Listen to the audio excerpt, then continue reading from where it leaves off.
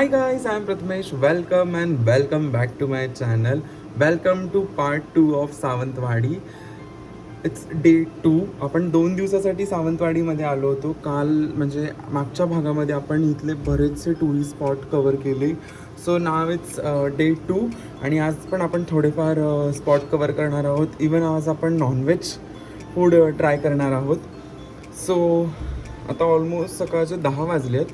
आम्ही खूप लवकर उठलो, ऑलमोस्ट 6 वाजता. पण राजवाडा वगैरे जो आहे तो 9:30-10 नंतर ओपन होतो. सो आम्ही एकदम स्लो मॉर्निंग एन्जॉय केली आहे. ब्रेकफास्ट केला. कुठलाही हेवी ब्रेकफास्ट आम्ही केलेला नाही आहे, कारण मी जसं म्हणालो की मी मागच्या 20-25 दिवस कोकणातच आहे. त्याच्यामुळे मला ते डोसे, आंबोळी, घावणे हे सगळं काहीही खायचं नव्हतं. सो आम्ही काल जो केक घेतला होता तो खाल्ला. चहा तर मी नाही घेतली, पण मी त्याची व्हिडिओ टाकली आहे. सो आता आपलं सगळं झालं आहे. I am ready.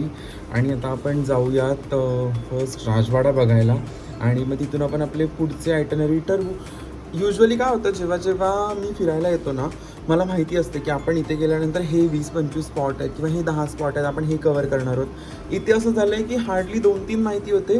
बाकीचे तर मी इथे लोकल लोकांना विचारत ही काय फिरण्यासारखं आहे असंच विचारत करतो आहे, कारण ही अनप्लॅन्ड ट्रिप होती. कुठल्याही पद्धतीचं प्लॅनिंग केलं नव्हतं की आपण आज जायचं आहे, हे फिरायचं आहे, ते फिरायचं आहे, काहीच नाही. अचानक 2 दिवसाच्या गॅपमध्ये प्लॅन केलेली ट्रिप आहे. त्याच्यामुळे मी सगळे जुनेच कपडे आणले, तर नथिंग न्यू. सो चला आपण आता जाऊयात आणि राजवाडा बघू आणि देन मग तिथून पुढे आपल्याला अजून काय फिरता येतं तर ते फिरूयात. चलो.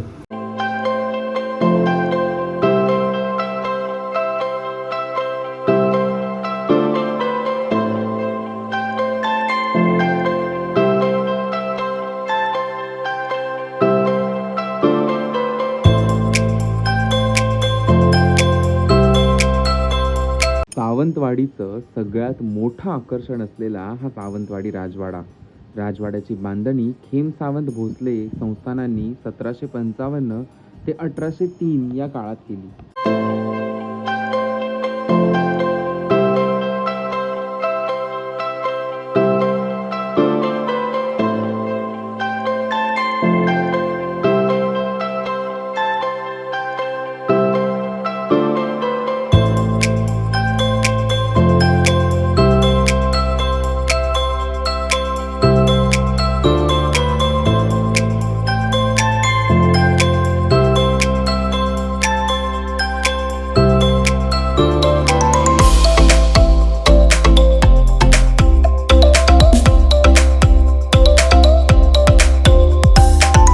राजवाड्याचा काही भाग आता संग्रहालय म्हणून लोकांसाठी उपलब्ध केला आहे, ज्यात वेगवेगळी शिल्प, जुने फोटो आणि सांस्कृतिक वारशाची जडणघडण आपल्याला बघता येते. आजही राजवाड्यात राजघराण्याचा निवास आहे. तसेच आता राजवाडा हॉटेल देखील उपलब्ध आहे. तुम्ही इथे स्टे करून राजवाड्यात राहण्याचा आनंद नक्की घेऊ शकता.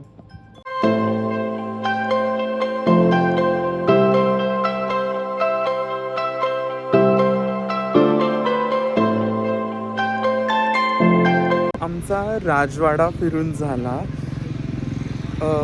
1500 म्हणजे छत्रपती शिवरायांचं स्वराज्य येण्याच्या आधीपासूनचं संस्थान आहे हे, आणि त्याच्यानंतर स्वराज्य आलं आणि यांना मिळालेली भोसले ही पदवी आहे. तर राजवाडा फिरून झाला. महाराणी राजमाता सुभदा देवी यांना आम्ही भेटलो, त्यांच्याशी बोललो. त्यांनी आम्हाला विचारलं तुम्ही कुठून आलात. It's so nice. म्हणजे राजघराण्यातल्या व्यक्ती असूनसुद्धा त्या इतक्या सगळ्या डाऊन टू अर्थ आहेत आणि आम्ही लकी आहोत की आम्हाला राजमातांना भेटायला मिळालं. सो आता आमचं राजवाडा फिरून झाला आहे आणि आता आम्ही चाललो आहोत माणगावमध्ये एक दत्त मंदिर आहे. सो ते पण थोडंसं इंटरेस्टिंग स्पॉट आहे. सो आपण तिथे जाऊयात. सो त्यासाठी आपल्याला आपल्या हॉटेलच्या इथून थोडं पुढे जाऊन 6 सीटर ज्या असतात त्या पकडायच्या. सो आपण त्याने जाऊया.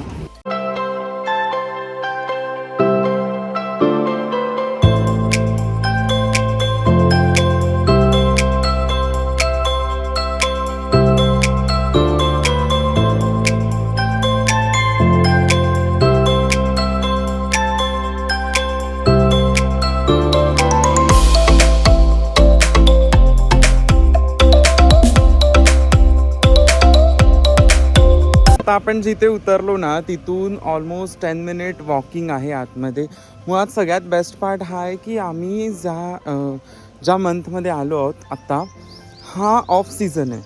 सीझनला खूप गर्दी असते आणि मला शक्यतो ह्या ज्या गोष्टी आता ह्या ऑफ सीझन फिरायला आवडतात. कारण उन्हाळ्यामध्ये भयंकर उकाडा असतो कोकणामध्ये. मी आता कोकणात राहिलो आहे बराच काळ, मला माहिती आहे, जवळजवळ भाजून निघू आपण. त्याच्यामुळे डिसेंबर, जानेवारी, फेब्रुवारी, त्याच्यानंतर ऑक्टोबर, नोव्हेंबर बेस्ट महिने आहेत कोकण फिरण्यासाठी. छान क्लायमेट असतं. सो आता आपण इथून 10 मिनिट वॉकिंग डिस्टन्सने जाऊया आणि आपण दत्त मंदिर बघूया.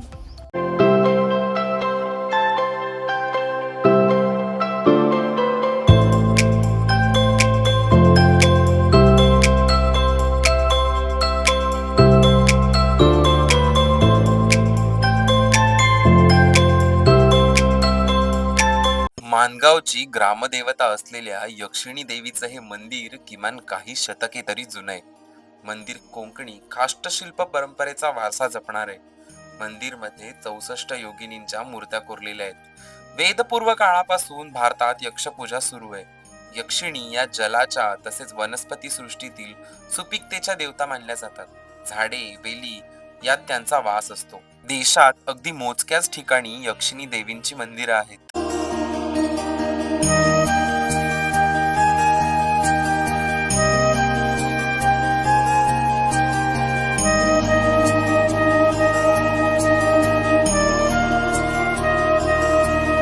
यक्षिणी देवीचं दर्शन घेऊन झाल्यावर शेजारीच असणाऱ्या श्री वासुदेवानंद सरस्वती टेंबे स्वामींच्या जन्मस्थळाला आम्ही भेट दिली.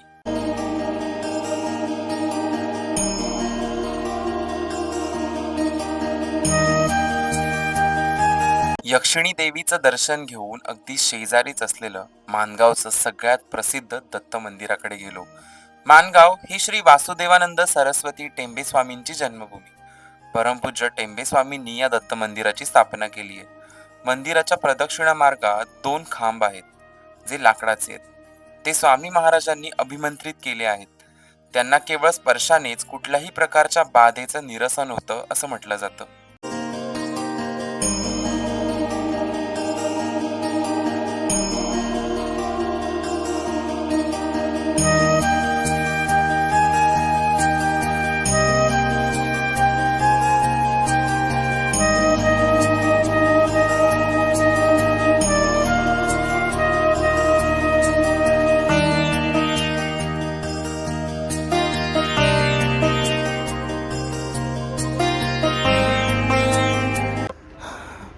सो आमचं दर्शन झालं आणि एक 5-10 मिनटानंतर आरती होणार होती. सो ते म्हणाले की तुम्ही थांबा, आरती अटेंड करा आणि मग महाप्रसाद घेऊनच जा.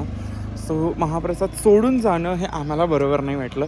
बिकॉज आमच्याकडनं असं झालं होतं की बाळूमामाच्या वेळेस जेव्हा आम्ही गेलो होतो तेव्हा आम्ही तिथे पाया पडलो आणि महाप्रसाद नाही घेतला आणि नंतर आम्हाला जेवणच मिळालं नाही कुठे हॉटेलमध्ये.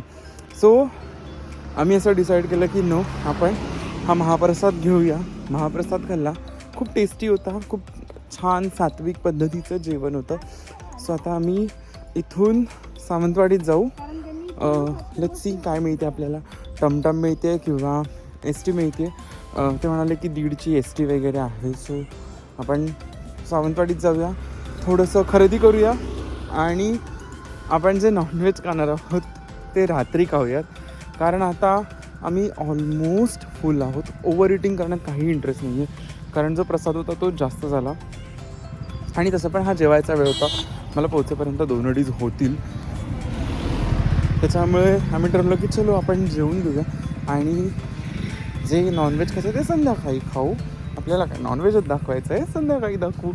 सो आता आम्ही इथून लेट्स सी काय व्हेकल मिळत आहेत आणि त्याने मग आपण सावंतवाडीत जाऊया. चलो.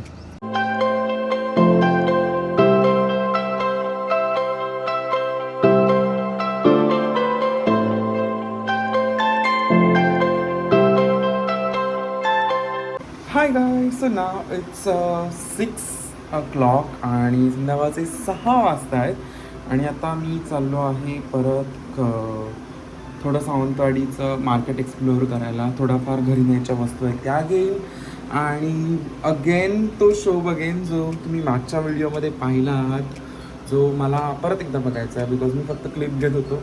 सो मी असं ठरलेलं की एक दिवस व्हिडिओ शूट करायचा आणि एक दिवस आपण बघायचा, एन्जॉय करायचा.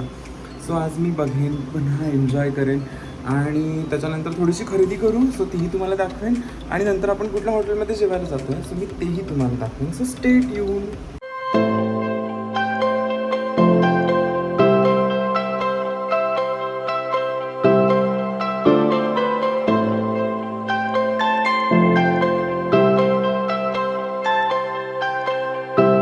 सावंतवाडी डेपोच्या अगदी समोरच असणाऱ्या नर्मदा काजूमध्ये आम्ही गेलो, जिथे आम्ही सोललेले आणि न सोललेले काजू, कोकम आगळ, त्याच्यानंतर शेंगदाण्याचे लाडू अशा मुंबईत नेण्याच्या गोष्टी खरेदी केल्या.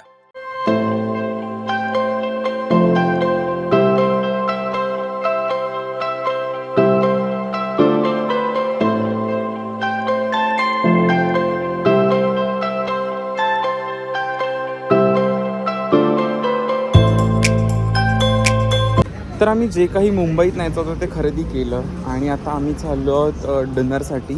आम्ही दुपारी तर तिकडे आपण भोजन केलं होतं प्रसादाचं आणि इथे हॉटेल चैतन्य आहे. जे हॉटेल चैतन्य म्हणजे जे आपल्या मुंबईमधलं चैतन्य आहे, हे त्यांचंच हॉटेल आहे इथे. सो चैतन्यचा नॉनव्हेज म्हणजे डोळे झाकून जेवा, फ्रेशच असतं. सो आता आम्ही चैतन्याला आलो आहे. So let's go and have some good non veg thali.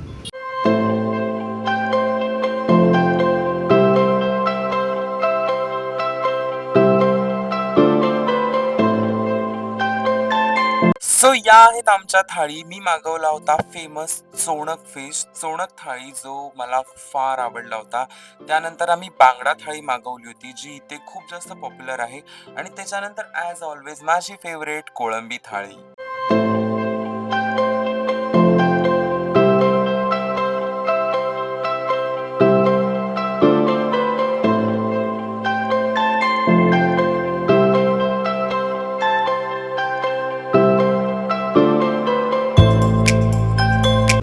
So आमचं जेवण झालं. जेवण वॉज सो टेस्टी. चैतन्याचं जेवण खूप फेमस आहे, हे मी मुंबईमध्ये सुद्धा ऐकलं होतं. आपल्याकडे प्रभादेवीला सुद्धा चैतन्याचं एक हॉटेल आहे, त्यांची एक ब्रांच आहे ॲक्च्युली, आणि तिथे सुद्धा खूप गर्दी असते. माझ्या बऱ्याच मित्रांकडून ऐकलं आहे की आम्ही चैतन्यमध्ये जेवतो. मुंबईतल्या नाही, पण सावंतवाडीमधल्या चैतन्यमध्ये जेवणाचा योग आला आणि अत्यंत सुंदर जेवण. फ्रेश मासे, आम्ही बांगडा, कोळंबी आणि चोणक हा जो फिश आहे, जो फक्त सावंतवाडी, त्याच्यानंतर गोवा आणि पणजीम या 3 ठिकाणी मिळतो. आणि यालाच आपल्याकडे पनवेल आणि अलिबागमध्ये जिताडा बोललं जातं. सो हे असं लिमिटेड ठिकाणी मिळणारा फिश आहे, हा मुंबईमध्ये नाही मिळत. सो तो टेस्ट केला. इट्स सो टेस्टी आणि एकदम असा फ्रेश ताजा ताजा मासा होता. पोट मन दोन्हीही तृप्त झालं आहे. आणि याच्यानंतर आमचं शॉपिंग वगैरे तर सगळं झालंच आहे. आणि अशा पद्धतीने आपले दोन्हीही सावंतवाडीचे व्हिडिओज इथे संपत आहेत. आपली ट्रिप संपते. उद्या परत आपल्याला घरी जायचं आहे, त्यानंतर तिथून मुंबईत जायचं आहे. सो आय होप तुम्हाला सावंतवाडीचे हे सगळे व्हिडिओ आवडले असतील, तुम्हीसुद्धा एन्जॉय केलं असेल. आपण भेटू पुन्हा एका नवीन व्हिडिओसह. तोपर्यंत लाईक, शेअर, कॉमेंट, सबस्क्राईब करा आणि शॉर्ट्स बघत राहा, कारण आपण भरपूर शॉर्टवर काम करतो. सो तुम्हाला ते सुद्धा आवडतील. Bye bye.